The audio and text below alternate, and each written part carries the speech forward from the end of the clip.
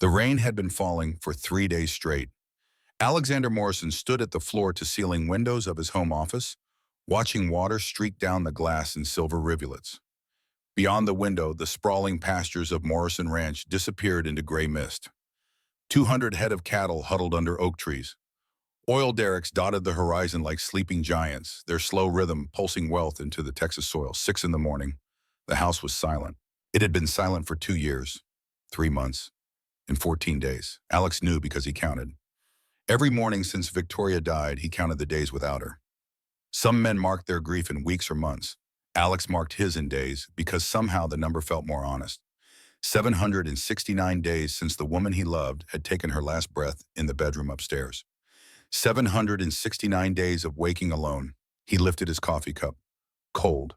He had poured it an hour ago, maybe 2. Time moves strangely these days, thick and slow like honey, each moment bleeding into the next without distinction.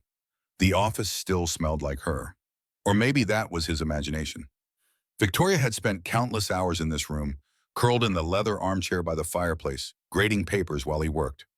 She had been a teacher at Sweetwater Elementary for 18 years, 3rd grade. 8-year-olds who adored her, who brought her drawings and dandelions, who cried on the last day of school because they did not want to leave Mrs. Morrison's classroom. She had touched so many lives, and then cancer had taken hers. Alex turned from the window, his reflection caught in the glass. 45 years old. Salt and pepper hair that had been solid brown when Victoria was alive. Lines around his eyes that had not been there before. He was aging. The ranch and the oil company were thriving, pulling in revenues that would have seemed impossible when he was a young man working the rigs. But success felt hollow when there was no one to share it with. The house groaned softly. Old bones settling. Morrison Ranch had stood on this land for 3 generations, though Alex had rebuilt most of it when he and Victoria married. 6,000 square feet of Texas limestone and weathered wood, big enough for the family they had planned to have. But cancer had other plans. They got Grace, one perfect daughter, and then Victoria's body betrayed her. Footsteps sounded in the hallway below, soft, careful steps. Isabella Rodriguez had arrived. Alex glanced at the clock, 6 on the dot. The woman was punctual to the point of absurdity. In the 2 years she had worked here, she had never been late, not once. She arrived in an old pickup truck that coughed black smoke, drove 30 miles from her family's small house outside town, and quietly went about making his house livable again. He barely knew her, that was the truth of it. She had been here for 2 years, 5 days a week, and Alex could not tell you her favorite color, or what she liked to eat, or whether she had dreams beyond cleaning houses. Victoria had hired her 6 months before the diagnosis, back when they still thought the stomach pains were stress or bad food or anything except the thing that would kill her. Victoria had loved Isabella immediately. Alex remembered that. His wife had come home from interviewing housekeepers and said, "I found her, the one. She's young and scared and trying so hard to be brave. We're going to help her, Alex. We're going to give her a chance." And in the months that followed, as cancer slowly claimed Victoria's strength, she and Isabella formed an unexpected bond. The young housekeeper became more than hired help. She became the person Victoria trusted with her final wishes. The person who would keep the house running. The person who would remember. When Victoria died 6 months later, Isabella stayed. Alex never asked why. Maybe she needed the money. Maybe she felt obligated. Maybe she had nowhere else to go. He paid her well, more than the going rate, and she kept the house running with quiet efficiency. That was the extent of their relationship. Employer, employee, nothing more. The coffee in his cup had gone cold. Alex set it down and rubbed his face. He had canceled all his meetings today. Let Richard handle the office. His business partner was more than capable. Alex just needed, he did not know what he needed. Space, silence, permission to fall apart for a few hours without witnesses. Thunder rumbled in the distance. The storm was getting worse. His phone buzzed, a text from Richard. Conference call rescheduled to 8 a.m. Client insisting. Alex swore under his breath. So much for falling apart. He would need to shower, shave, put on the mask of competent businessman even though he felt anything but competent these days. The mask was getting heavier. Some mornings he was not sure he could lift it anymore. He headed for the door, then stopped. Isabella would be cleaning the master bathroom right about now. That was her routine. 6 to 6:30, the main living areas. 6:30 to 7, his bathroom. She had it down to a science, her movements choreographed so she finished before he usually woke up at 7. But today he was up early. Today he needed that shower for the 8 a.m. call. He would just let her know. Quick conversation. She could finish later. Simple. Alex walked down the hallway, his bare feet silent on the hardwood floors. The house felt different at this hour, softer somehow, the harsh edges of grief dulled by dawn light and the sound of rain. He could hear water running. The master bathroom door was open. Just a crack, not closed but not wide either. An invitation or an oversight, he could not tell which. Alex raised his hand to knock, and then he saw her. Through the gap in the door, through the frosted glass of the shower, he saw Isabella Rodriguez. She stood under the spray, her back to him, water cascading down her loose dark hair and over her shoulders. The glass was steamed, but not enough to hide the curve of her spine, the elegant line of her neck. She was humming something soft into Spanish, a lullaby maybe, her voice barely audible over the water. Alex froze. His brain screamed at him to move, to back away, and to close the door and pretend this never happened, but his body would not obey. He stood rooted to the spot, heart hammering against his ribs, blood rushing in his ears, louder than the shower. She was beautiful. The thought hit him like a fist to the gut. Isabella Rodriguez was beautiful, not in the polished way of the women in his social circle, not in the way Victoria had been beautiful, all warmth and laughter and light. Isabella's beauty was quieter, simpler, the kind that snuck up on you when you were not paying attention. How had he not noticed before? 2 years. She had been in his house for 2 years and he had looked right through her, seeing only the uniform, the apron, the functions she served. Never the woman beneath. Shame flooded through him, hot and acidic. This was wrong. This was a violation of her privacy, of her trust. He needed to leave right now before she saw him standing here like some kind of predator. But then she turned slightly, reaching for shampoo, and the movement sent water droplets flying. Light caught them, transformed them into diamonds. And Alex felt something crack open inside his chest. Want. He wanted. For the first time in 769 days, Alexander Morrison wanted something other than the past. The realization terrified him. Isabella's hand went still. She had seen his shadow. Through the frosted glass, through the steam, she had seen the shape of a man in the doorway. Dios mío. Her voice was sharp with shock. She spun around, hands flying up to cover herself, and even through the glass, Alex could see the panic on her face. Mr. Morrison, I did not know you would be. I thought you were still. Her words tumbled over each other, half English, half Spanish, fear making her accent thicker. Alex finally found his voice. It came out strangled. I am so sorry. I did not mean to. I thought the room was empty. I needed to shower before a meeting and I just. He turned his back to the shower, hands covering his eyes even though he was no longer looking. I am sorry, Isabella. I am so sorry. Mrs. Victoria gave me permission. Her voice shook. To use the shower after cleaning. She said it would save hot water for my family. I always finish before you wake up. Always. I should have locked the door. I should have. No, Alex cut her off. You did nothing wrong. This is. Victoria gave you permission. Then you have permission. I should have knocked. I should have. What? What should he have done differently? Not gotten up early? Not needed to shower? Not stood there staring at her like a starving man at a feast? He grabbed a towel from the cabinet without looking, keeping his back turned, and set it on the counter. There is a towel here. Take your time. I will use the guest bathroom. Mr. Morrison, I can leave. This is your house. You should not have to. Take your time. He said it more harshly than he intended, then softer. Please, it is fine. I will be downstairs. Alex fled. There was no other word for it. He fled down the hallway, down the stairs, into the guest bathroom on the first floor. He shut the door and leaned against it, breathing hard. His hands were shaking. When was the last time his hands had shaken? Not during business negotiations, not when Victoria was dying, not even at her funeral. He had been steady through all of it, rock solid, the man everyone leaned on. But 5 minutes of seeing Isabella Rodriguez in his shower and he was coming apart. He looked at himself in the mirror. His face was flushed, eyes too bright. He looked feverish, desperate. Get it together, he told his reflection. You are 45 years old, act like it. But his reflection just stared back, accusing. Because 45-year-old men did not stand in doorways watching their 28-year-old employees shower. 45-year-old widowers honored their late wives' memories. They did not develop inappropriate attractions to women young enough to be, well, not their daughters, but close enough. 17 years between them. 17 years of life experience, of power differential, of every reason this was wrong. And yet, his heart was still racing. Alex turned on the cold water and splashed his face. Once, twice, 3 times. The shock of it helped. Cleared his head enough to think. He would apologize again, properly this time. He would make it clear that the shower was hers to use whenever she needed.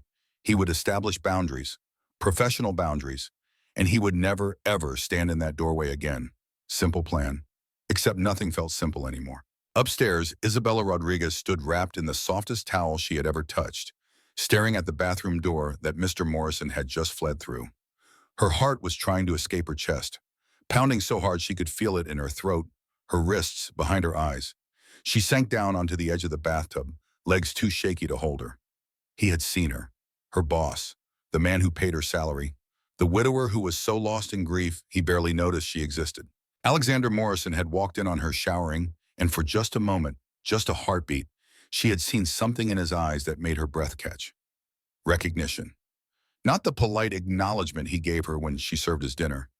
Not the absent nod when she said good morning. Real recognition. The way a man looks at a woman when he actually sees her. And then shame. So much shame it had practically knocked him over. Isabella pressed her hands to her face. They were still trembling. This was bad. This was so bad. She had been so careful for 2 years. Careful to be invisible. To do her work and leave and never impose. Never make him uncomfortable. Never give him reason to think about her as anything other than the woman who kept his house clean. Because she knew the truth. The truth she had been hiding from herself for 24 months. She was half in love with Alexander Morrison. Not because of his money, though God knew her family could use it. Not because of the ranch, or the big house, or the life he could give her. She was in love with the man, the one she glimpsed in unguarded moments. The way he stood at his wife's grave every Sunday after church, hat in hand, lips moving in silent conversation. The way he helped his daughter with calculus homework even though he was exhausted from work. The way he remembered every single employee's name at his company, asked about their families, showed up to their weddings and funerals. Alexander Morrison was a good man drowning in grief, and Isabella wanted nothing more than to throw him a rope. But she could not, because she was the housekeeper. The help. A girl from the wrong side of Sweetwater with a high school diploma and calloused hands. What could she possibly offer a man like him except clean floors and fresh laundry? The answer was nothing. So she had stayed invisible, and it had worked. Until this morning.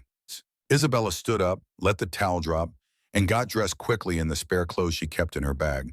Simple jeans, plain white t-shirt, work boots, the uniform of invisibility. Her reflection in the mirror looked scared. "Stop it," she told herself in Spanish. "It was an accident." He apologized. "You go back to work and pretend it never happened." But her reflection did not look convinced. She gathered her things and headed downstairs. Her pickup truck keys felt heavy in her pocket. She could leave right now, call in sick, give him space to forget this morning ever happened. Except Isabella Rodriguez had not missed a day of work in 2 years, and she was not about to start now. The kitchen was empty when she arrived. Good. She could start breakfast, lose herself in the familiar routine of eggs and bacon and fresh coffee.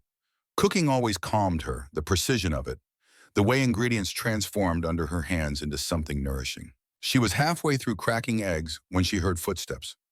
Alexander Morrison appeared in the kitchen doorway, showered now, dressed in dark jeans and a crisp white shirt, hair still damp.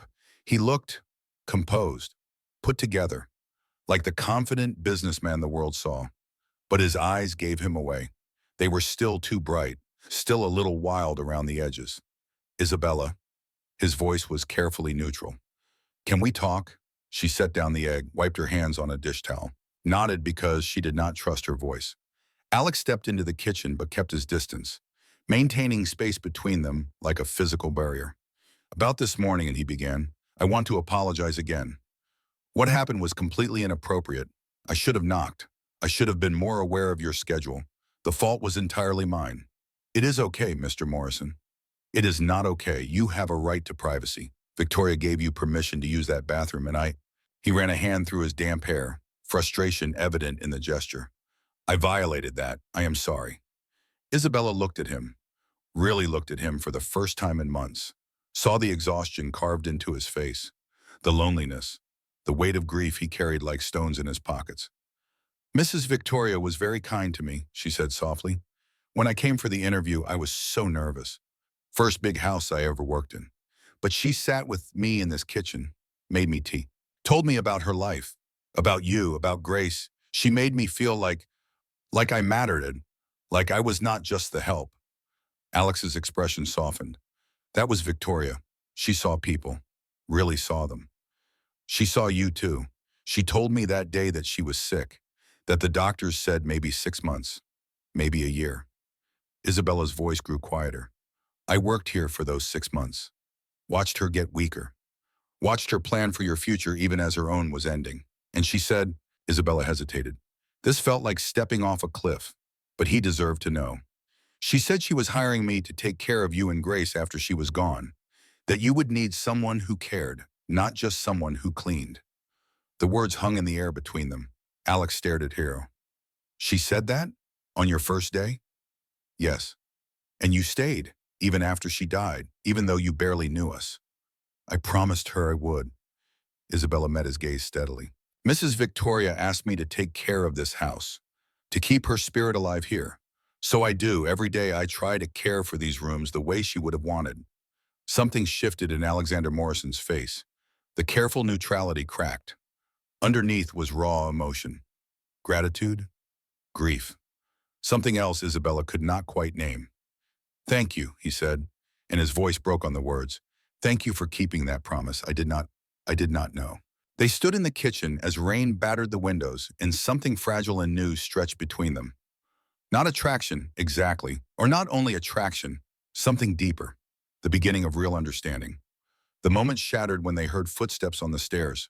Grace Morrison appeared in the kitchen doorway. 17 years old with her mother's dark hair and her father's steel gray eyes. She wore an oversized sweatshirt and pajama pants, face puffy from sleep or crying or both. Morning, she mumbled, not looking at either of them. Morning, sweetheart. Alex's voice shifted instantly. Father mode, gentle, concerned. You are up early. Could not sleep. Grace headed straight for the coffee pot, poured herself a cup, even though Alex usually limited her to 1 cup a day. Is there breakfast? Isabella moved immediately. I am making eggs. Bacon. How do you like your eggs? However, Grace still was not looking at them. Does not matter. The girl took her coffee and left the kitchen. They heard her bedroom door slam a moment later. Alex sighed. She has been like this for weeks, angry all the time. Won't talk to me. I do not know what to do. She is grieving, Isabella said gently. And 17. That is a hard combination. You sound like you have experience with angry teenagers. I have 3 younger siblings. I know angry. For the first time that morning, Alex smiled. Small, brief, but real. I should let you work, he said. I have that conference call. Mr. Morrison? He stopped at the doorway and turned back. What you said before about this morning being inappropriate, it was an accident. Accidents happen. We do not need to make it bigger than it was. Something flickered across his face. Relief? Disappointment? Isabella could not tell. Thank you, Isabella. That is, thank you. He left. Isabella turned back to the eggs, cracking them with more force than necessary. Her hands were steady now. Her heartbeat normal. Everything back under control. Except it was not. And she knew it. Because Alexander Morrison had looked at her this morning. Really looked at her. And now she could not go back to being invisible. The day passed in strange, stilted increments. Alex stayed in his office for the conference call, which stretched from 8 a.m. to noon. Isabella cleaned the house with methodical precision, avoiding the master bedroom entirely. She would tackle that tomorrow when the memory of this morning had faded. Grace emerged around 1, ate leftover bacon standing at the counter, then disappeared again. The girl was a ghost in her own home. There but not there. Present but unreachable. Isabella wanted to help, but you could not help someone who would not let you in. At 2, she started on laundry. At 3, she prepared ingredients for dinner. Chicken, vegetables, rice. Simple, nourishing. The kind of meal Victoria used to make. She found the recipe in Victoria's handwriting, tucked into a cookbook. The sight of those neat, slanted letters made Isabella's throat tight. Sometimes it felt like Victoria Morrison was still in this house, still watching, still guiding. Was that comforting or terrifying? Isabella was not sure. At 5, Alex emerged from his office looking haggard. The call had clearly not gone well. Dinner will be ready at 6, Isabella told him. You do not have to cook. That is not part of your job. I know, but I am here anyway, and you both need to eat. He looked like he wanted to argue, then just nodded. Thank you. Dinner was quiet. Grace picked at her food. Alex made attempts at conversation that died before they began. Isabella served and cleared and tried to give them privacy while still being present if they needed anything. It was exhausting, this balance of visible and invisible, of being needed but not intrusive, of caring without overstepping. At 7, she gathered her things. Same time tomorrow? She asked Alex. He was standing at the window again, watching darkness fall over the ranch. He turned. Isabella, about your schedule, if you need to adjust your hours with school or... School? Victoria mentioned you wanted to study nursing. Isabella's heart stopped. She told you that? She told me many things. That you were smart, capable, that you had dreams beyond housework. Alex pulled an envelope from his desk drawer. She left this for you. I should have given it to you before, but I was not ready. Isabella took the envelope with shaking hands. Her name was written on the front in Victoria's handwriting. What is this? I do not know. I did not read it. It is yours. The envelope felt heavy, important, like it contained something that would change everything. Thank you, Isabella whispered. She wanted to open it right there, tear into it and devour whatever wisdom Victoria had left behind. But this felt private, sacred, something to be done alone. I will see you tomorrow, Mr. Morrison. Alex, he said it quietly, you have been working here for 2 years. I think you can call me Alex. Isabella met his eyes, gray as a winter storm, and just as turbulent. Alex, she tested the name. It felt strange on her tongue, intimate. I will see you tomorrow, Alex. Drive safe. Roads are slick from the rain. She nodded and left before she could do something foolish like ask why his hands were shaking, why his voice had gone rough on her name, why he was looking at her like she was water and he was dying of thirst. The drive home took an hour. Rain had slowed to drizzle, but the roads were treacherous, slick with mud and standing water. Isabella's truck protested every mile, coughing and sputtering, but it got her home. Home was a small house outside Sweetwater city limits. 3 bedrooms for 6 people. Tight quarters but filled with love and noise and life. Her parents, her 3 siblings, all crammed together in a space smaller than Alex's living room. Her mother, Maria Rodriguez, was in the kitchen making dinner. The smell of cumin and cilantro filled the air. Mija, you are late, Maria said without turning around. The storm. Isabella kissed her mother's cheek. Where is everyone? Your father is still at the ranch. Miguel has soccer practice. The girls are doing homework. Maria studied her daughter's face. You look tired. Long day. The Morrison house is too big for one person to clean. I manage. Maria made a non-committal sound. She had opinions about Isabella working for rich white people. Never said them directly. But the opinions lived in every sigh, every pressed lip, every concerned glance. There is pozole if you are hungry. Later, I need to... Isabella held up the envelope. I need to read something. She escaped to the bedroom she shared with her 2 younger sisters. Neither was there yet. Blessed privacy. Isabella sat on her narrow bed and stared at the envelope. Victoria's handwriting. Her name. What could possibly be inside? Her hands trembled as she opened it. Inside was a letter. 3 pages. Dense with Victoria's neat script. And something else. A small velvet box. Isabella's breath caught. She read the letter first, and with every word her world tilted further off its axis. Victoria Morrison had known. She had known about Isabella's feelings for Alex, had seen them developing even before Isabella acknowledged them herself. And rather than fire her or warn her off, Victoria had, what, orchestrated this? The words swam on the page. Permission, blessing. Instructions for how to love Alexander Morrison after Victoria was gone. Practical details about his coffee preferences, his allergies, his nightmares. And underneath all of it, a plea. Be brave, Isabella. Love is not about perfect timing or perfect circumstances. It is about 2 imperfect people choosing each other every day. Isabella's hands shook so badly she nearly dropped the letter. The velvet box contained a necklace, delicate silver chain, small cross pendant, simple but beautiful. A note was tucked inside. My grandmother gave me this. It saw me through hard times. Now it is yours.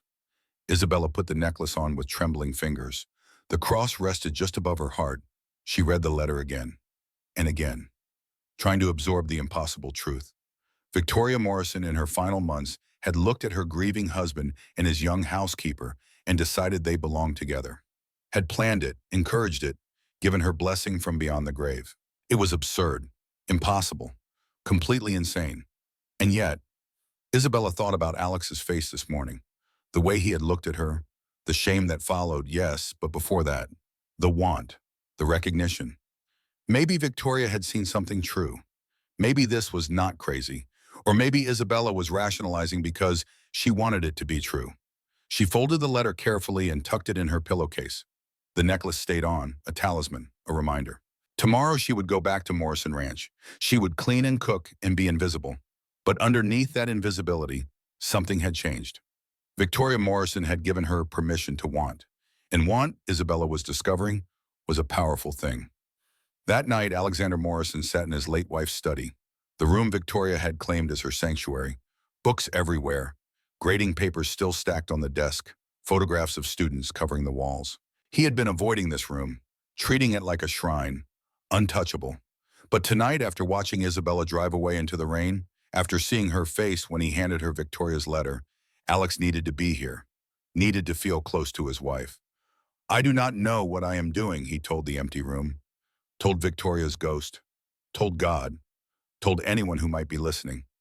"I looked at her this morning and I felt something, something I should not feel, something that makes me the worst kind of man." Thunder answered, nothing else. Alex opened Victoria's desk drawer. Inside was her journal, leather-bound, worn from use. He had flipped through it once, right after she died, but the grief had been too raw. Reading her words felt like dying all over again. Maybe enough time had passed.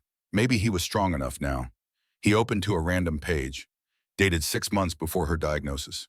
His eyes caught on his own name, on Isabella's name. And then he started reading. 3 hours later, Alex sat with tears streaming down his face and Victoria's journal clutched in his hands. She had known. From the very beginning, Victoria had seen what was developing between her husband and her housekeeper, had watched them circle each other, unaware, had made plans. But more than that, more than matchmaking from beyond the grave, Victoria had given him permission, explicit, undeniable permission to love again. "Don't punish yourself with loneliness," she had written. "I have had 18 beautiful years with you. That is more than many people get in a lifetime. When you are ready, and only when you are ready, I give you permission to love again." And then, devastating in its specificity, "And if it is Isabella, I think I would approve." Alex pressed his hands to his face and sobbed. Great, wrenching cries that came from somewhere deep. Not grief this time, or not only grief. Relief, gratitude, fear, a tangle of emotions too complex to name. Victoria had loved him enough to let him go, to want him happy even after she was gone, to choose the woman she thought could make him whole again. That was grace, pure, undeserved grace. But it did not make this simple. It did not erase the 17-year age gap or the employer-employee dynamic or the fact that the whole town would judge them. It did not make Isabella's feelings clear or Grace's approval certain. Permission was not the same as a path forward. Still, it was something. Alex wiped his face and kept reading. Victoria had left notes throughout the journal, little breadcrumbs for him to find, stories about Isabella, observations about her character, reasons why she had chosen this particular woman, and tucked in the very back, an envelope. For Alexander, when you are ready. Inside was another letter, shorter than Isabella's but no less powerful. Victoria's final words to him were simple. "Live, my love. Do not just exist. Live fully. Laugh again. Love again. That is what I want for you. Not because I did not love you enough to want you forever, but because I loved you too much to sentence you to loneliness. Be happy. That is my last wish. Be happy." Alex folded the letter and slipped it into his pocket, closer to his heart. Outside, the storm was passing, stars emerging through breaking clouds. Tomorrow, Isabella would return. They would navigate this strange new awareness between them. Figure out what Victoria's blessing meant. Whether there was really something there, or just two lonely people grasping at ghosts. But tonight, for the first time in 769 days, Alexander Morrison allowed himself to hope. And hope, he was discovering, was the most terrifying thing of all. The letter sat on Isabella's nightstand for 3 days. She looked at it every morning when she woke. Every night before sleep. The pages were already wearing soft at the creases from being unfolded and refolded. Victoria's words had become a prayer Isabella could not stop reciting. Be brave. Love is not about perfect timing or perfect circumstances. It is about two imperfect people choosing each other every so. Easy for a dying woman to say. Easy to be generous with someone else's future when you would not be around to see the consequences. But Victoria had not been there when Carlos Rodriguez came home from the neighboring ranch with dirt under his fingernails and suspicion in his eyes. Had not been there when her mother's friends from church whispered behind their hands at Sunday Mass. Had not been there when Isabella had to decide whether permission from a ghost was worth risking everything she had built. Monday morning arrived cold and clear. The storm had passed, leaving the Texas sky scrubbed clean and impossibly blue. Isabella drove to Morrison Ranch with the cross necklace hidden beneath her shirt, warm against her skin like a secret. The house looked different in morning light, or maybe Isabella looked at it differently now. Every window felt like an eye watching. Every room held the memory of Victoria's presence. And somewhere inside, Alexander Morrison was waking up, drinking his coffee with 2 sugars he pretended he did not use, preparing to face another day of grief. Did he know yet? Had he read his own letter? Isabella parked her truck and sat for a moment, hands on the steering wheel, breathing. She could do this. She could walk into that house and clean and cook and be professional. She had been doing it for 2 years. One letter did not change everything, except it did. It changed everything. The kitchen was empty when she entered. Good. She needed time to settle her nerves before facing him. Coffee first, then breakfast prep, then the familiar rhythm of work that let her mind go quiet. But her mind would not go quiet today. She was cracking eggs when she heard his footsteps. Slow, hesitant, not the confident stride of a man who owned the world, the careful approach of someone walking on newly frozen ice, testing each step. Isabella. His voice was different, rough, like he had been crying or shouting or not sleeping. All 3, maybe. She turned. Alexander Morrison stood in the doorway wearing jeans and an old work shirt, hair uncombed, eyes red-rimmed. He looked wrecked, beautiful and wrecked. I read it, he said without preamble. Victoria's journal. She left me a journal. Did she tell you? No, she just left me the letter. Can I? He gestured at the kitchen table. Can we talk, please? Isabella nodded, set down the eggs, wiped her hands, followed him to the table where she had shared tea with Victoria Morrison 2 years ago, where her whole life had pivoted. They sat across from each other, not touching, barely breathing. I do not know how to do this, Alex said finally. I have been married for 18 years. Before that, I dated Victoria for 3. I have not had to. I do not know the words anymore. Words for what? He looked at her, really looked at her, the way he had that morning in the bathroom doorway. Recognition and want and fear all tangled together. Words to tell you that I have feelings for you, that I think I have had them for a while, but I was too buried in grief to notice. That reading Victoria's blessing did not create these feelings, but it gave me permission to acknowledge them. And now I am terrified because you are 28 and I am 45, and you work for me, and this could destroy both our lives. But I also cannot pretend anymore that I do not see you, that I do not want to know everything about you, that I do not think about you constantly. The words hung in the air between them, raw, honest, devastating. Isabella's hands were shaking. She pressed them flat against the table. I read Victoria's letter, she said quietly. She told me things about you. Your coffee, your allergies, your nightmares about your father's death. She gave me instructions, like I was going to be your wife someday. And I do not know if I can be what she wanted. I am not a teacher. I am not educated. I clean houses and I take care of my family, and I have dreams, but they are small dreams. Nursing school, a steady job, maybe a little house of my own someday.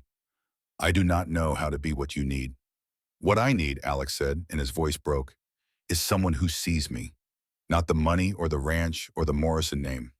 Just me, the man who is barely holding it together, who cannot sleep through the night, who is terrified of being alone for the rest of his life, but also terrified of moving forward.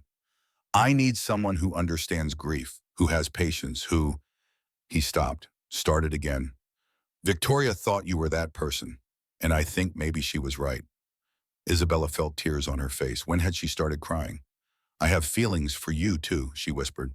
I have been trying not to for 2 years. trying to be professional and invisible and appropriate, but every time you smiled at Grace or talked to your cattle or stood at your wife's grave, I fell a little more. And I hate myself for it because you were grieving and I should not have been thinking about you that way, but I could not help it. So where does that leave us? The question was simple. The answer was not. Isabella looked at this man, this good, broken, complicated man who had lost so much and was offering her everything he had left. She thought about her father's warnings, her mother's worry, the town's judgment, Grace's grief, all the very good reasons this was impossible. And then she thought about Victoria's words. Be brave. It leaves us going very, very slowly, she said, because you are still my boss and there is a power imbalance we cannot ignore. Because Grace is 17 and angry and not ready to see her father with someone new. Because my father will lose his mind. Because this whole town will crucify us if we are not careful. But I want to try. If you want to try, Mama. Alex reached across the table, stopped just short of touching her hand, asking permission with the gesture. Isabella closed the distance, let her fingers brush his. The contact was electric, 2 years of denial and want compressed into that small touch. We need rules, she said, even as her hand trembled in his. Boundaries. Agreed, Sissy. You tell me what you need. She thought for a moment, tried to be practical when all she wanted was to lean across this table and kiss him until neither of them could breathe. No more private meetings in the house, only public places or with other people around. I do not want anyone to think, she could not finish the sentence, that I am taking advantage. I understand. I need to tell my father, get his permission. He is old-fashioned, but he is fair. If you are serious about this, you will have to face him. Alex's expression shifted, nervous. When? Soon, this week, before people start talking. What else? Grace has to be okay with it, not just tolerating that, actually okay. She comes first, always. Always, Alex agreed. What about you? What do you need for yourself? The question surprised her. Most men would have been negotiating their own terms. Alex was asking what she needed. I need to not feel like the help, Isabella said softly. If we are going to do this, I cannot be your employee and your, whatever this is, I need to be your equal. Then you are not the help anymore. You are my friend. And maybe, if we are lucky, something more. But never the help. Never again. They sat in silence, hands still touching across the table.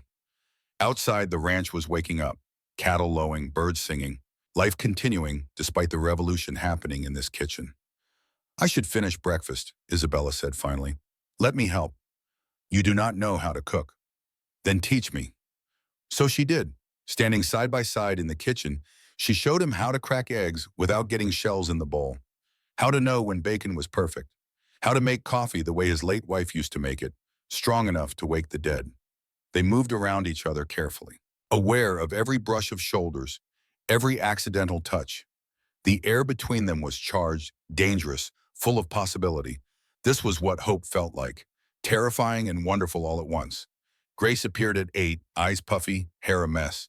She stopped in the doorway when she saw her father cooking. What are you doing? Making breakfast. Isabella's teaching me. Grace looked between them. Something flickered across her face. Suspicion? Understanding? Isabella could not tell. Is there enough for me? Always, Isabella said. They ate together, the three of them. Awkward and careful, but together. It was not comfortable, but it was a start. After breakfast, after Grace disappeared back to her room, Alex turned to Isabella. I need to tell you something. About tonight. What about tonight? My sister Diane is coming for dinner. She has been asking to visit for weeks and I kept putting her off. But I cannot anymore. And I think, he ran his hand through his hair, I think she suspects something. She has been asking questions about you. Isabella's stomach dropped. What kind of questions? How long you have been here? Whether you are taking advantage of my grief. Whether I am thinking clearly. He saw her expression. I know. I told her to back off. But Diane is protective. She loved Victoria. This is going to be hard for her. Maybe I should not be here tonight. No, I want you here. I want her to see us together. See that this is real and not some midlife crisis. He paused. Unless you do not want to deal with her. Isabella thought about it. Meeting the family. Facing judgment. It was too soon, way too soon. But avoiding Diane Morrison would only make things worse. I will be here, she said. But Alex, I am not good at pretending. If she asks me direct questions, I will answer honestly. I would not want it any other way. Diane Morrison arrived at 6 sharp driving a black Mercedes that cost more than Isabella's family made in 3 years. She was tall, elegant, mid-50s with silver-streaked hair pulled back in a perfect chignon, designer clothes, expensive jewelry, the kind of woman who made Isabella acutely aware of her own worn jeans and simple shirt. She swept into the house like she owned it, hugged Alex, looked around critically. The house looks good, clean. Her eyes found Isabella standing by the kitchen entrance. You must be the housekeeper Victoria hired. Isabella Rodriguez, ma'am. Diane Morrison, Victoria's sister. She turned to Alex. I thought we were having family dinner. We are, Isabella cooked. She was just about to join us. Diane's eyebrows rose fractionally. I see. The dinner was excruciating. Diane made small talk about family, about business, about mutual friends, all while watching Isabella like a hawk studying prey. Every time Isabella spoke, Diane's attention sharpened. Every time Alex looked at Isabella, Diane noticed. Grace picked at her food and said nothing. Alex tried to keep conversation flowing. Isabella wanted to disappear. Finally, over dessert, Diane set down her fork and looked directly at Isabella. How old are you, dear? 28. And you have been working here how long? 2 years. Interesting. You must have been quite young when Victoria hired you. 26. Yes, ma'am. Diane turned to Alex. Can I speak with you? Privately? It was not a request. Alex's jaw tightened, but he nodded. Isabella, would you excuse us? She escaped to the kitchen, started washing dishes with shaking hands. She could hear raised voices from the study. Diane's outrage, Alex's firm responses, the unmistakable sound of family conflict. Grace appeared beside her, drying the dishes Isabella washed. Aunt Diane is losing her mind in there, Grace said conversationally. I heard. She thinks you are taking advantage of Dad. Isabella flinched. I know. Are you? The question was blunt. Fair. Isabella set down the dish and looked at this 17-year-old girl who had lost her mother too soon and was trying to protect what was left. No, I am not taking advantage. Your father has feelings for me and I have feelings for him. We are trying to figure out what that means, but I am not using him for money or security or anything else. I promise you that. Grace studied her for a long moment. Mom liked you. I liked her too. She told me once a few weeks before she died that she hoped Dad would find someone kind, someone who would not try to replace her but would help him heal. Grace's voice was very quiet. She said she thought it might be you. Isabella's breath caught. She told you that? Yeah, I did not understand what she meant then. I do now. Grace dried another dish. I am not ready for Dad to date. I do not know if I will ever be ready, but if Mom thought you were okay, then maybe you are. It was not a blessing, not even close, but it was not a condemnation either. It was something in between, a tentative acknowledgement. Thank you, Isabella whispered. The study door opened. Diane emerged first, her face tight with anger. Alex followed, looking exhausted. Isabella? Diane's voice was ice cold. A word? Isabella dried her hands and followed Diane into the living room. Alex moved to follow, but Diane held up a hand. Alone, Alexander. When they were alone, Diane rounded on her. I do not know what game you are playing, but it ends now. I am not playing any game. You are 28 years old. He is 45. You work for him. You have no education, no prospects, no family worth mentioning. And you expect me to believe you fell in love with the grieving widower who pays your salary? Please. The words hit like slaps, each one designed to wound. And they did. But Isabella had been raised by a proud father who taught her that silence in the face of insults was permission for more. You are right, Isabella said quietly. I am 28. I am his employee. My family is not wealthy, but you are wrong about my intentions. Am I? Yes, I did not pursue your brother. He pursued me. After reading a letter his wife left him. A letter where she gave him permission to move on. With me, specifically. Diane's composure cracked. That is a lie. Wow. Ask him. Better yet, read Victoria's journal. She planned this. She chose me. Not because I am trying to trap him, but because she thought I could help him heal. My sister would never. Your sister loved Alex enough to let him go. To want him happy even after she was gone. That is what real love looks like. Diane stared at her. Something shifted in her expression. Uncertainty replacing certainty. If you hurt him, Diane said finally, I will destroy you. I have money, lawyers, connections. I can make your life hell. I know you can, but I will not hurt him. I will do everything in my power to make him happy. That is what Victoria asked of me, and I keep my promises. They stood in tense silence. Then Alex appeared in the doorway. That is enough, Diane. Isabella does not deserve this. Alex, I am trying to protect you. I do not need protection. I need my family to trust me, to trust that I know my own heart. He moved to stand beside Isabella, not touching, but present. Victoria left us both letters. She wanted this, and I want this. That should be enough. Diane looked between them. Her anger was draining away, replaced by something that looked like grief. I miss her, Diane said, and her voice broke. I miss my sister so much, and watching you move on feels like losing her all over again. Alex's expression softened. I am not moving on from Victoria. I am moving forward. There is a difference. I will always love her, always. But I am also 45 years old, and I do not want to spend the rest of my life alone. And this girl, she is what you want?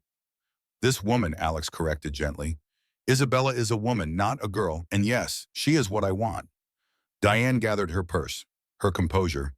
I need time to process this, she looked at Isabella, to understand what my sister saw in you. Take all the time you need, Isabella said. After Diane left, after the kitchen was cleaned and Grace had gone to bed, Alex and Isabella stood on the porch watching stars emerge. That was brutal, Alex said. It was necessary. She loves you. She is protecting you. You were amazing in there. I could hear some of it, the way you stood up to her without being cruel. He turned to look at her. Where did you learn to do that? My father, he taught me that respect is earned through honesty, even when honesty is hard. Speaking of your father, Alex took a breath. When do I meet him? This Sunday after church. He wants to talk to you. Alex nodded slowly. What should I expect? Expect him to grill you like a suspect, to question your intentions, to make it very clear that if you hurt me, he will find a way to make you regret it, despite the difference in your bank accounts. Fair enough. They stood in comfortable silence, not touching, not even close to touching. But the space between them felt charged, alive. I should go, Isabella said finally. Drive safe. I always do. But as she walked to her truck, Alex called after her. Isabella? She turned. Thank you for being brave today, for facing Diane, for all of it. We are doing this together. That means we face things together. She drove home with her heart full and her head spinning. 1 week ago, her life had been simple, predictable. Now everything was complicated and scary and wonderful. Sunday arrived bright and hot, typical Texas summer, trying to pretend it was still hanging on even as fall approached. Isabella wore her best dress to church, navy blue with white flowers, modest but pretty. The cross necklace Victoria gave her visible at her throat. Her family attended Our Lady of Guadalupe Catholic Church, a small adobe building on the south side of town. The Rodriguez family took up an entire pew. Carlos and Maria, Isabella's 2 younger brothers and baby sister, all pressed together in Sunday clothes that had seen better days. Isabella had told them Alex was coming to Sunday dinner, had not told them why. Her father was suspicious, her mother cautiously hopeful. The younger kids just wanted to know if the rich man was bringing presents. He is not Santa Claus, Isabella had said firmly. Mass felt like it lasted forever. Father Miguel's homily was about faith in uncertain times, about trusting God's plan even when it made no sense. Isabella wondered if he had been reading her diary. After church, the family piled into Carlos's old truck and drove home. Their house looked even smaller after a week spent at Morrison Ranch. Paint peeling, yard overgrown, but it was theirs, paid for with sweat and sacrifice. Maria immediately started cooking. Sunday dinner was sacred in the Rodriguez household. Tamales and rice and beans, homemade tortillas, the smells of Isabella's childhood. At 1 o'clock precisely, an expensive truck pulled up outside. Not the huge ranch vehicle Alex usually drove. Something smaller, more modest, trying not to intimidate. Isabella's stomach knotted. Carlos stood on the porch, arms crossed, the universal father stance of judgment. Alex got out of the truck carrying flowers for Maria and a bottle of wine. He wore jeans and a simple button-down, working man clothes, nothing flashy. Isabella appreciated the effort. Mr. Rodriguez. Alex extended his hand. Thank you for inviting me. Carlos stared at the hand for a long moment before shaking it. Brief, firm. Come in. The house felt tiny with Alex in it. He was not a huge man, but his presence filled spaces, made everything seem smaller. Maria accepted the flowers with a warm smile. You did not have to bring anything. My mother taught me never to show up to dinner empty-handed. Your mother had good sense. Sit. Dinner is almost ready. They gathered around the small dining table. Isabella's siblings stared at Alex with naked curiosity. Her brothers whispered to each other. Her baby sister, Rosa, asked loudly if he was a prince. Not a prince, Alex said seriously. Just a man who is very lucky to know your sister. Rosa seemed satisfied with this answer. Dinner was delicious and uncomfortable in equal measure. Maria kept conversation flowing. The kids asked questions. Carlos watched every interaction between Alex and Isabella like he was gathering evidence. After dinner, after the dishes were cleared, Carlos jerked his head toward the back porch. Mr. Morrison? A word. Isabella watched them go with her heart in her throat. Her mother touched her hand. Have faith, mija. Your father is a good judge of character. On the porch, Carlos did not waste time on pleasantries. Why are you here? Because I have feelings for your daughter, and I want your permission to pursue them. You are 45, she is 28. Yes, sir. You are her boss. Was her boss. As of this morning, she no longer works for me. I have hired someone else to clean the house. Isabella will focus on her nursing school applications. Carlos's eyebrows rose. Applications? My late wife set up a scholarship fund for Isabella. Full tuition, books, living expenses. She is starting in January. And you expect me to believe this has nothing to do with you wanting to date her? No, Victoria set this up before she died, before there was anything between Isabella and me. She saw potential in your daughter that I was too blind to notice. I am just honoring her wishes. Carlos studied him. You loved your wife. Very much. How do I know my daughter is not just a replacement, something to fill the hole she left? It was the question Isabella herself had asked. Alex answered it the same way. Because I did not go looking for this. I did not want to feel anything ever again. But your daughter, she sees people, really sees them. The way Victoria did. She has her own strength, her own dreams. She does not need me, but I think I might need her. Pretty words. True words. Alex met Carlos's gaze steadily. I know how this looks. Rich white man and the Mexican housekeeper. I know what people will say. But I also know that I have spent 2 years drowning, and Isabella threw me a rope without even realizing it. I want a chance to see if this is real. To do it right, with your blessing. And if I say no, Alex was quiet for a moment. Then I would respect your decision. I would not pursue your daughter against your wishes. But I would ask you to reconsider. To give me a chance to prove my intentions are honorable. Carlos looked out at the scrubby yard, at the garden his wife tended, at the life they had built from nothing. I came to this country with nothing, Carlos said finally. Worked every dirty job there was, saved every penny. I know what it is like to be looked down on, to be treated like you are less because you have less. I imagine you do. So you understand why I do not trust easily, why the idea of my daughter getting involved with her employer makes me want to lock her in her room until she comes to her senses. I understand completely. If I had a daughter, I would feel the same. You have a daughter. Yes, Grace. She is 17. And how does she feel about you dating Isabella? She is struggling with it. Her mother's death hit her hard. The idea of me with someone else is painful, but she is trying. We are all trying. Carlos turned to face him fully. 6 months. Sir, you have 6 months to court my daughter, with rules. Alex listened as Carlos laid out his terms. No private meetings, Sunday dinners with the family, church together, increased pay for Isabella even though she was no longer working. No physical relationship until engagement. Grace's approval required. They were old-fashioned rules, strict rules, the kind of courtship from another era. Alex agreed to every single one. When they came back inside, Isabella searched both their faces. Her father's expression was unreadable. Alex looked relieved but nervous. Well, she asked. Carlos looked at his daughter, his eldest child, the one who had sacrificed so much for this family. 6 months, he said. He has 6 months to prove himself. And mija, if he hurts you, rich or not, he will answer to me. Isabella hugged her father tight. Thank you, Papa. Do not thank me yet. We will see if he lasts 6 months of Sunday dinners with your mother's questions and your brother's teasing and Rosa asking when the wedding is. Alex smiled. I look forward to all of it. And he did, For the first time in 2 years, Alexander Morrison was looking forward to the future. The next 2 weeks passed in a strange, sweet rhythm. Alex and Isabella saw each other carefully. Coffee at the diner on Main Street. Walks through town where everyone could see them. Sunday dinners with the Rodriguez family that were chaotic and warm, and nothing like the formal Morrison family gatherings. Grace watched it all with wary eyes. She was polite to Isabella but distant. Not hostile, not accepting either. Just waiting to see what happened next. Diane called twice. Short, tense conversations where she asked if Alex was sure, if he had thought this through, if he was being fair to Isabella by pursuing her when the whole town was watching. The town is always watching, Alex said. That is the price of living in Sweetwater. But I would rather have them watch me be happy than watch me be alone. Diane had no answer for that. On the third Sunday after dinner at the Rodriguez house, Maria pulled Isabella aside. He is a good man, mija. Sad, but good. I know, Mama. And he looks at you like you hung the moon. That is rare. Do not waste it.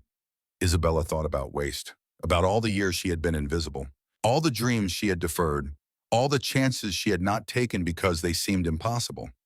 Victoria Morrison had given her permission to want the impossible. Maybe it was time to be brave enough to reach for it.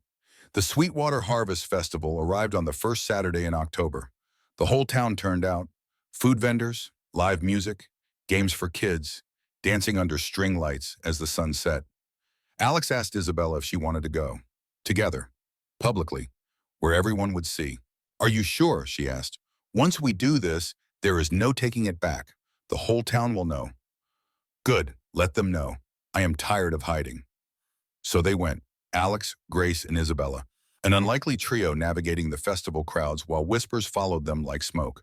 The church ladies descended immediately, sweet smiles hiding sharp questions. Isabella, dear, is this a date? How wonderful that Mr. Morrison has a friend. Such a young friend. Grace tensed. Isabella felt her face heat, but Alex just smiled and put his hand on the small of Isabella's back. Not possessive, protective. Isabella is not just a friend, we are courting, with her father's permission and blessing. The whispers exploded into outright gossip. By nightfall, when the band started playing and the dancing began, the whole festival knew. Some people smiled, some frowned, some just stared. Alex led Isabella to the dance floor as a slow country song started. She hesitated. Everyone is watching. I know. Dance with me anyway. So she did. And as they swayed together under the Texas stars, Isabella felt the weight of judgment and the lightness of possibility in equal measure. This was what it meant to choose love, to risk everything for the chance at something real. Grace watched from the sidelines, and for the first time since her mother died, she smiled. Winter came to Sweetwater like a whisper. Not the brutal cold of northern states, but the gentle chill that settled over Texas rangeland in December. Frost on fence posts, cattle breath visible in morning air, the kind of cold that made people seek warmth in each other. Isabella Rodriguez had been courting Alexander Morrison for 3 months. 3 months of Sunday dinners with her family, where Alex learned to tolerate her brother's relentless teasing and answer Rose's endless questions about whether he owned any horses. 3 months of coffee dates at the corner cafe where the whole town watched them like a soap opera. 3 months of careful distance, of following Carlos Rodriguez's strict rules, of building something fragile and precious between them. 3 months of falling deeper in love, while Grace Morrison watched with eyes that saw too much and said too little. The nursing school acceptance letter arrived on a Tuesday. Isabella stood in her family's tiny kitchen, holding the envelope with trembling hands. Austin Community College. Full scholarship. Victoria Morrison Memorial Fund. She had gotten in. Against all odds, against her own doubts, she had gotten in. Classes started in January, 6 weeks away. Her mother cried. Her father crushed her in a hug that smelled like cattle and honest work. Her siblings cheered. And Isabella thought about the woman who had made this possible. The woman who had seen potential in a scared girl applying for a housekeeping job and decided to change her life. Thank you, Victoria. Thank you for believing in me. She called Alex from the landline, her voice shaking with joy and disbelief. I got into nursing school. His whoop of celebration was so loud, she had to hold the phone away from her ear. Isabella, that is incredible. We have to celebrate tonight. Dinner at the ranch? Your place? With Grace and Dorothy. Our housekeeper. Chaperones. He was laughing. Still following your father's rules, but we are celebrating. The dinner was perfect. Dorothy Sullivan, the family's longtime cook who had semi-retired years ago, had come back to help during the transition. She cooked her famous pot roast with the same care she had shown the Morrison family for 40 years. Grace was almost animated, asking Isabella about her classes and whether she was nervous. Alex could not stop smiling. For the first time since Victoria died, the Morrison house felt like a home again. After dinner, while Dorothy cleaned up and Grace disappeared to her room, Alex walked Isabella out to her truck. The December night was clear and cold, stars brilliant overhead. "I'm proud of you," he said quietly. "Victoria would be proud too. I keep thinking about her, about how she planned all of this. The scholarship, us, everything." Isabella looked up at him. "Do you ever feel like she is still here, still watching?" "Every day. Sometimes it is comforting. Sometimes it makes me feel guilty for being happy." "Do you feel guilty about us?" Alex was quiet for a moment. His breath made clouds in the cold air. "Not anymore. I did at first, but I have been reading Victoria's journal, not just the entries about you, all of it. And I realized she would be furious with me for wasting time feeling guilty. She wanted me to live, to love, to grab happiness with both hands." He looked at Isabella. "So that is what I am trying to do." They stood close but not touching, following the rules, always following the rules. Isabella wanted to kiss him, had wanted to kiss him for 3 months. But Carlos Rodriguez had been clear, no physical relationship until engagement, and they were nowhere near ready for that conversation. "I should go," she said reluctantly. "Early shift at the diner tomorrow." She had taken a job waitressing to fill the time until school started. The money was not great, but it kept her busy, kept her from spending every waking moment thinking about Alex. "Drive safe." "I always do." But as she drove away, Isabella looked in her rearview mirror. Alex stood in the driveway watching her taillights disappear, looking lonely, looking like a man who wanted to run after her truck and tell her to stay. She understood the feeling. Grace Morrison sat in her bedroom and stared at her phone. The party invitation glowed on the screen. Christy Johnson's house. Parents out of town, everyone from school would be there. Music, dancing, the kind of night that made you feel alive and reckless and 17. Grace had been avoiding parties since her mother died, avoiding anything that felt like treat or normalcy or moving forward. But tonight, watching her father smile at Isabella over pot roast, watching him look happy for the first time in forever, something had cracked open inside Grace's chest. If he could move forward, maybe she could too. She texted Christy, "I will be there." The response was immediate, ecstatic. Grace Morrison never went to parties. This was news. She waited until she heard her father's bedroom door close. Then she climbed out her window, dropped into the bushes below, and ran to where her friend Madison was waiting in a car at the end of the long driveway. The party was everything Grace expected. Too loud, too crowded, too much. But also thrilling in a way she had forgotten things could be thrilling. People were happy to see her, surprised but happy. They pulled her into conversations and dancing and the warm chaos of teenage social life. Someone handed her a beer. She drank it even though she had never really liked beer. Then another. The edges of her grief softened. The constant ache in her chest dulled to something manageable. This was what normal felt like. This was what her mother had wanted for her to live, to be 17, to make stupid mistakes and laugh too loud and dance like nobody was watching. By midnight, Grace was drunk, really drunk. The house spun gently when she closed her eyes. Her words came out slurred. Someone suggested she should probably go home. "I will drive you," offered Tyler Chen. Senior, basketball player. Grace had known him since elementary school. "You have been drinking too," someone pointed out. "Just a couple. I am fine." He was not fine. Grace was too drunk to realize that. Too drunk to insist on calling her father or waiting for a sober ride. Too drunk to make the smart choice. She got in Tyler's car. The road from Christie's house to Morrison Ranch was 10 miles of winding county highway. No streetlights, no guardrails in places. Tyler drove too fast because 17-year-old boys always drove too fast. He was showing off, making Grace laugh, not paying attention. He did not see the deer until it was too late. Tyler swerved, overcorrected.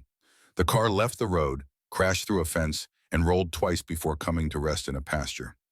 Grace tasted blood, felt pain everywhere and nowhere, heard Tyler screaming her name, and then everything went dark. The call came at 1 in the morning. Alex was not sleeping. He had been lying in bed thinking about Isabella, about how much he wanted to tell Carlos Rodriguez that 3 months was long enough, that he knew his own heart, that he wanted to make this official. But the rules were the rules, and Alex had promised to follow them. His phone rang, unknown number. Mr. Morrison, this is Sweetwater Memorial Hospital. Your daughter Grace has been in an accident. The world stopped. Alex was in his truck and speeding toward town before the nurse finished explaining. Car accident. Injuries. She was alive. Come now. His hands shook on the steering wheel, his vision blurred with tears. Not Grace. Please, God, not Grace. He could not lose her, could not survive losing another person he loved. The hospital was small, 20 beds. Emergency room that usually handled broken bones and farm accidents. Grace was in trauma bay too. Alex burst through the doors and saw his daughter on a gurney, face bruised, arm in a temporary splint, blood in her hair, but alive, awake, crying. Dad! He was at her side instantly, holding her good hand, pressing his face to her hair. I am here, baby. I am here. You are okay. You are going to be okay. I am so sorry I snuck out. I was drinking. Tyler was driving and there was a deer and... Her words dissolved into ones. The doctor appeared, young, competent, Dr. Sarah Kim, who had gone to school with Victoria. Mr. Morrison, Grace has a broken arm, mild concussion, cuts and bruises. She was very lucky. The other driver has similar injuries. Both should make full recoveries. Lucky, his daughter had gotten drunk, gotten in a car with another drunk teenager, and crashed. And the doctor was calling it lucky. Alex wanted to scream, wanted to rage, wanted to grab Grace and never let her out of his sight again. Instead, he just held her hand and thanked God she was alive. They kept Grace overnight for observation. Alex sat in a chair beside her bed and watched her sleep. She looked so young, so fragile. His baby girl who had lost her mother too soon and was trying to navigate grief and adolescence and a changing world all at once. He had failed her. Been so focused on his own pain, his own slow healing, that he had not seen how much she was struggling. At dawn, Isabella appeared in the doorway. Alex looked up, surprised. How did you know? Dorothy called me, said you might need... She trailed off, looking at Grace's sleeping form. Is she okay? Broken arm, concussion. She will heal. His voice cracked. But Isabella, she got in a car with a drunk driver. She could have died. I could have lost her. Isabella crossed the room and did something she had never done before. She touched him, put her hand on his shoulder, let him lean into her. But you did not lose her. She is here. She is safe. What if I had lost her? What if I had been so distracted by us that I missed the signs that she was falling apart? The words hung between them, heavy, accusatory. Isabella withdrew her hand. What are you saying? I am saying maybe we move too fast. Maybe Grace needs me to focus on her right now. Just her, not... He gestured helplessly between them. Not this. You want to end things. No, God, no. I want to press pause. Give Grace the attention she needs. Make sure she is okay before we keep moving forward. Isabella's face was very calm. Too calm. How long? I do not know. However long it takes. And what about us? About the 6 months your father gave us? About nursing school starting in 6 weeks and me trying to balance everything and needing you? Alex looked at his sleeping daughter, at the woman he was falling in love with, at the impossible choice between them. Grace comes first, he said quietly. She has to come first. I know that. I have never asked you to choose. But Alex, pushing me away is not the same as focusing on her. I need to do this. I need to know she is okay, that I have not destroyed her by trying to be happy. Isabella was silent for a long moment. When she spoke, her voice was steady, but her eyes were bright with unshed tears. Okay, if that is what you need, I will step back. But Alex, you are not destroying her by being happy. You are showing her that life goes on, that grief does not have to be forever. Do not forget that. She left before he could respond. Alex sat in the hospital chair and watched dawn light fill his room. He had done the right thing, the honorable thing, put his daughter first. So why did it feel like he had just made the biggest mistake of his life? 3 months passed. Winter deepened into the kind of cold that surprised native Texans every year. Ice on windshields, heating bills that climbed. Everyone huddled inside waiting for spring. Grace went to therapy, twice a week at first, then once. She talked about her mother, about survivor's guilt, about feeling angry at everyone for being happy when she was sad, about the accident and how scared she had been. Alex attended every session he was allowed to. learned things about his daughter he had never known, realized how much pain she had been carrying alone. They grew closer, father and daughter healing together in the quiet of winter. But Alex also grew apart from Isabella. They saw each other at church. Brief nods, polite smiles, nothing more. Isabella had started nursing school and was drowning in coursework. Alex focused on grace and work and trying to fill the hole in his chest where Isabella used to be. He was miserable, Dorothy noticed. You look like death warmed over. Thank you, Dorothy. Very comforting. I am not here to comfort. I am here to tell you the truth. And the truth is you are making yourself and that poor girl suffer for no good reason. Grace needed me. Grace needed therapy and time. Not you martyring yourself. There is a difference. Alex had no answer for that. Grace noticed too. She watched her father move through the house like a ghost, watched him stare at his phone like he wanted to call someone but could not let himself, watched him stand at the window looking toward town where Isabella lived and studied and probably thought he had abandoned her. One afternoon in March, Grace sat down with her therapist alone. I think my dad is depressed, doctor. Martinez looked up from her notes. What makes you say that? He does not smile anymore. Not like he did when he was dating Isabella. He goes through the motions, but he is not happy. And it is my fault. Why do you think it is your fault? Because after my accident, he broke up with her, said he needed to focus on me. But I do not need him to be miserable. I need him to be okay. Dr. Martinez leaned forward. Have you told him that? He would not listen. He is in protective dad mode. And then maybe you need to be in protective daughter mode. Give him permission to be happy, the way he gives you permission to heal. Grace sat with that for a long moment. Then she pulled out her phone and sent a text. Can we talk? I need your help with something. The response from Isabella came 5 minutes later. Of course. When and where? They met at the corner cafe on a Saturday morning. Isabella looked tired. Beautiful but tired, dark circles under her eyes. Hair pulled back in a messy ponytail. Nursing textbooks stacked beside her coffee cup. Grace slid into the booth across from her. Thank you for meeting me. Is everything okay? Your dad is miserable, and so are you, and it is my fault. Isabella shook her head. Grace, no, this is not on you. It is. After the accident, Dad freaked out, thought he had been neglecting me because he was focused on you, so he pushed you away to prove he could be a good father. But he was already a good father. He just forgot for a minute. He loves you very much. I know, and I love him, which is why I need you to come back.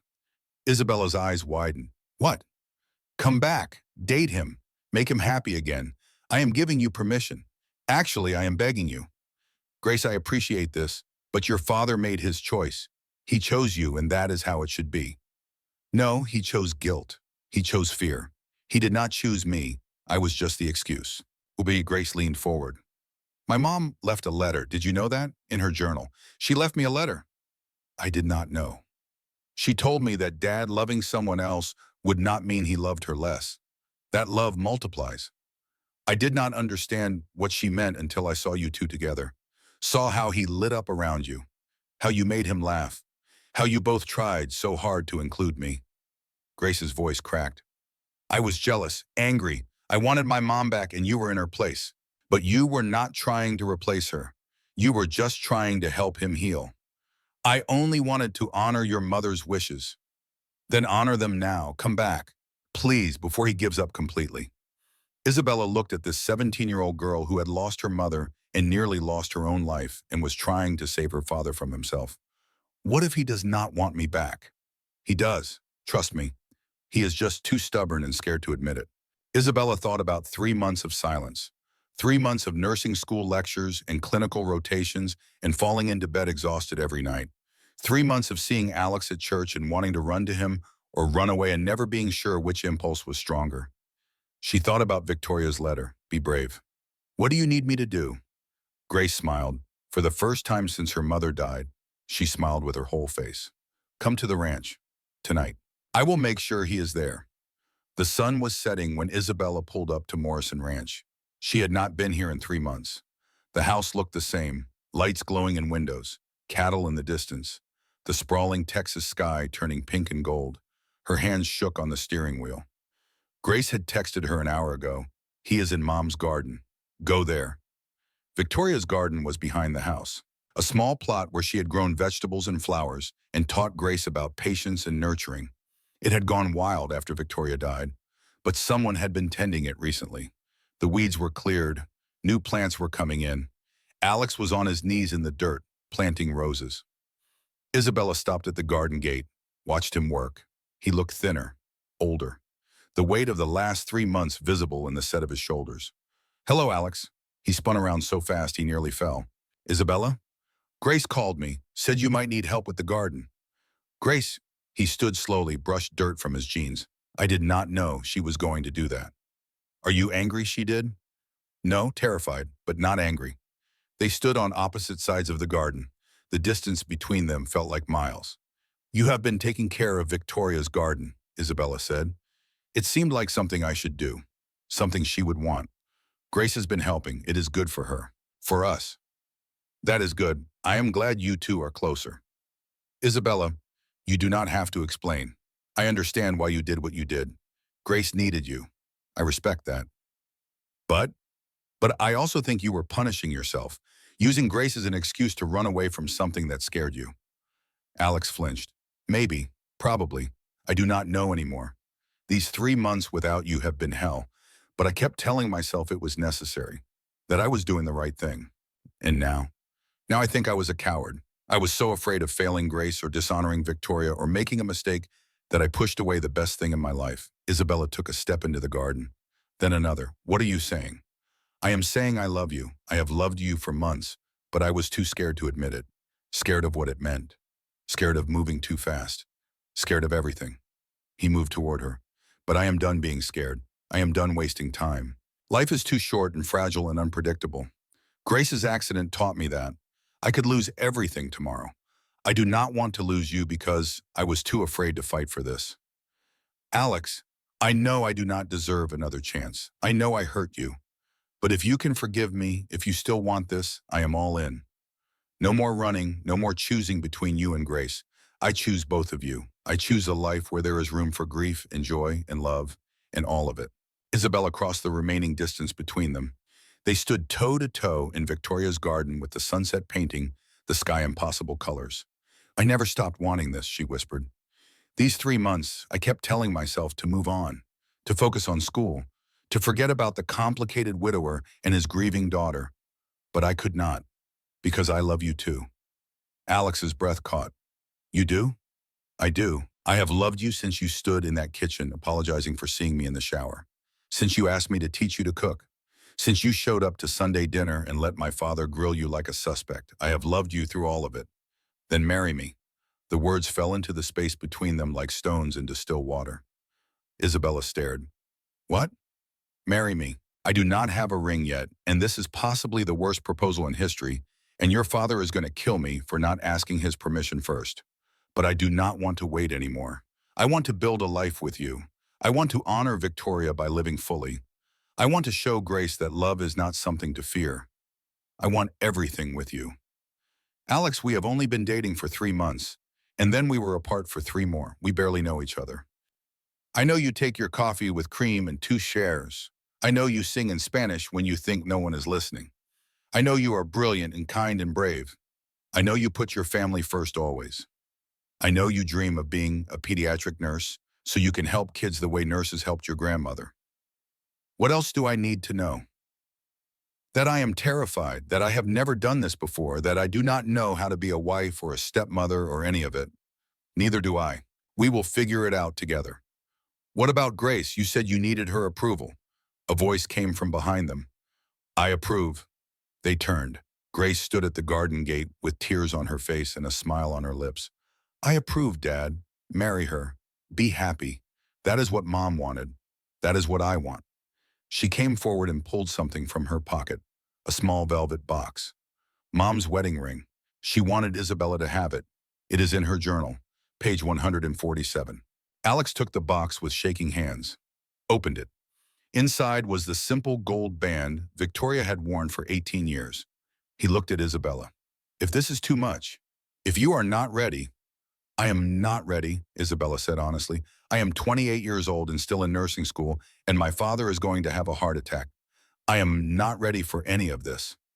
"But," she looked at Alex, at Grace, at the garden Victoria had planted and the life she had carefully orchestrated even in death.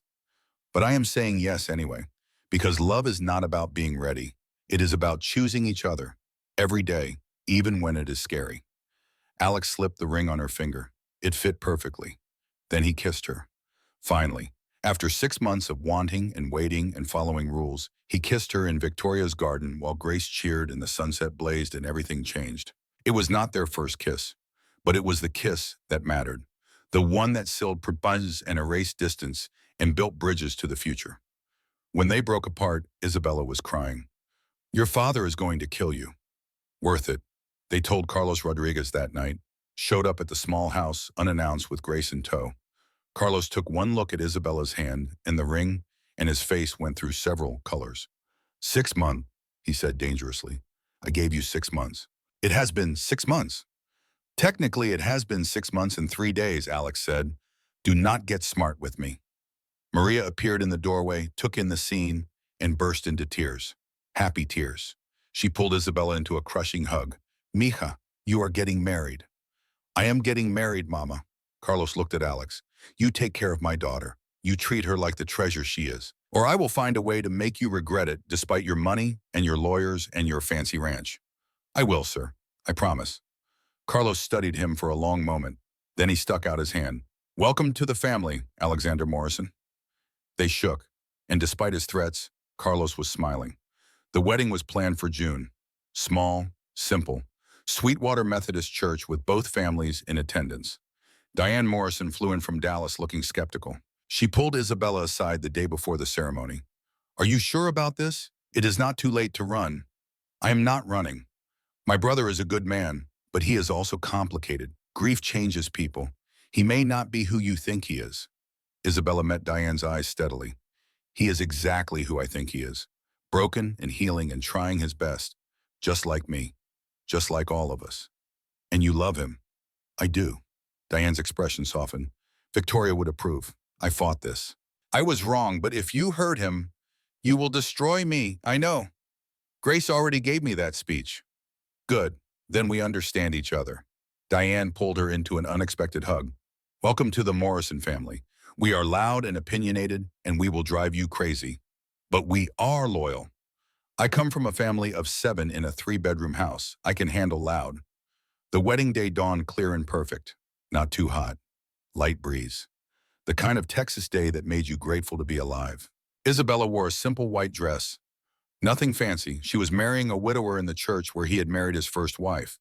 Fancy felt wrong, but the dress was beautiful, elegant. And when she put on Victoria's ring and the cross necklace, she felt blessed.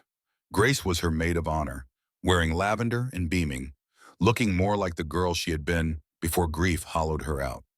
Carlos walked Isabella down the aisle. He was crying, trying to hide it, but failing. At the altar, he put Isabella's hand in Alex's and whispered, "You take care of my baby." "With my life," Alex promised.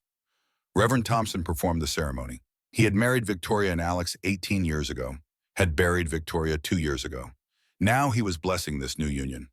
"We are gathered to celebrate love that honors the past while embracing the future," he began. "To witness two people choosing each other despite the odds, despite the whispers, despite the complicated path that brought them here." Alex's vows made Isabella cry.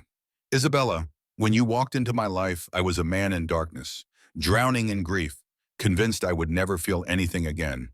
But you did not try to fix me or save me.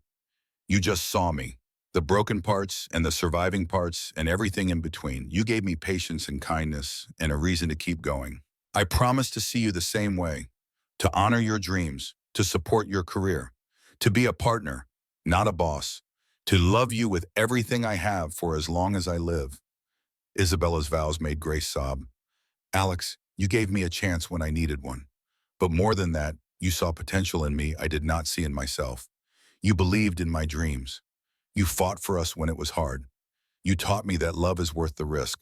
I promise to love Grace like my own, to honor Victoria's memory, to build on the foundation she laid, to be brave enough to choose joy even when the world judges us, to be worthy of the blessing she gave us." When Reverend Thompson pronounced them husband and wife, the whole church erupted in applause. Alex kissed his bride, and this time there was no hesitation. No rules, no waiting, just love. The reception was held at Morrison Ranch, Long tables under string lights. Maria Rodriguez is cooking alongside Dorothy Sullivan's famous desserts. Music and dancing and joy. Diane gave a toast. I fought this wedding. I was protective of my brother and skeptical of Isabella. But watching them together, I understand what Victoria saw. She did not choose Isabella to replace her. She chose Isabella to complete him. And I think she chose well. To the bride and groom. Grace gave a toast that left everyone in tears. My mom died when I was 15. I thought my family was over, that it would just be me and Dad struggling through grief forever. But Bella showed me that families grow, that love multiplies, that mom's spirit lives on in the people we choose and the chances we take. I am so grateful Dad chose you, so grateful you chose us. Welcome to the family, Bella. Carlos gave a toast in Spanish that made Maria swat his arm, but also made her cry. Roughly translated, this rich man better treat my daughter like a queen or he will answer to me. But I think he will. I think he knows what he has. Salud. Alex and Isabella danced their first dance to Unchained Melody, the song Victoria used to love. A tribute and a blessing rolled into one. As they swayed together, Alex whispered in Isabella's ear, "Thank you." For what? For being brave, for giving me a second chance, for loving me and Grace and even loving Victoria enough to honor her wishes. Thank you for seeing me, really seeing me, not the housekeeper, not the help, just me, always just you. They danced until the stars came out, until the guests went home, until it was just the two of them and Grace and the promise of tomorrow. 1 year later, Isabella Morrison sat in the passenger seat of Alex's truck, hands pressed to her still flat stomach, heart racing. They were driving to Sunday dinner at her parents' house. The whole family would be there, both families now. Morrison's and Rodriguez's mixing and mingling and creating something new. Are you going to tell them? Alex asked. I have to. Mama will know anyway. She has been giving me knowing looks for weeks. How does she always know? Mothers know everything. You will learn that when we have a teenager. We already have a teenager. When we have a toddler then. Alex reached over and took her hand, pressed it to his lips. I love you, Isabella Morrison. I love you too. Grace was already at the Rodriguez house when they arrived. She had driven herself. 18 now, freshman at UT Austin studying psychology, coming home every other weekend, thriving. She took one look at Isabella's face and squealed, "You are pregnant!" The room went silent, then chaos. Maria was crying and hugging Isabella. Carlos was shaking Alex's hand so hard it looked painful. Rosa was jumping up and down. The boys were high-fiving. When did you find out? Maria demanded. Yesterday. We wanted to wait to tell everyone together. How far along? 8 weeks. Due in October. A baby, Diane said from the corner. She had driven in from Dallas for Sunday dinner, still making the effort. Victoria would be so happy. We are thinking of naming her Victoria, Isabella said quietly. If it is a girl. Grace burst into tears. Happy tears. Really? Really? And if it is a boy? It is boy, Robert Alexander, after Alex's father and Isabella could not finish.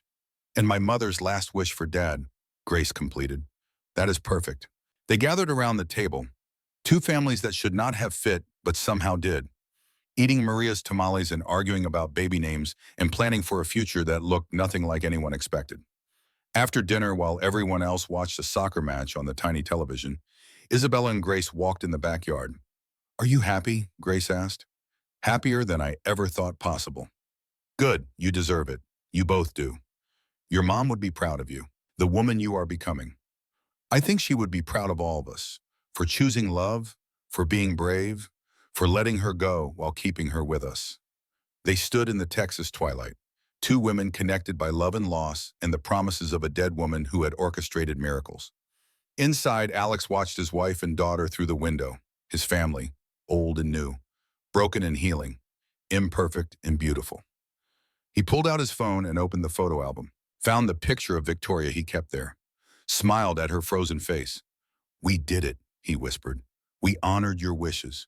We built something beautiful. Thank you for seeing what I was too blind to notice. Thank you for loving us enough to let us go. Thank you for everything. The photo did not answer, but somewhere in the fading light, in the warmth of family gathered close, in the promise of new life growing, Alex felt her presence, felt her blessing. And he knew with absolute certainty that Victoria Morrison was smiling. Love had multiplied, not divided, just as she promised it would. The housekeeper who walked into his life had become his wife, his partner, his future. And somewhere between grief and joy, between ending and beginning, they had all found their way home. The end.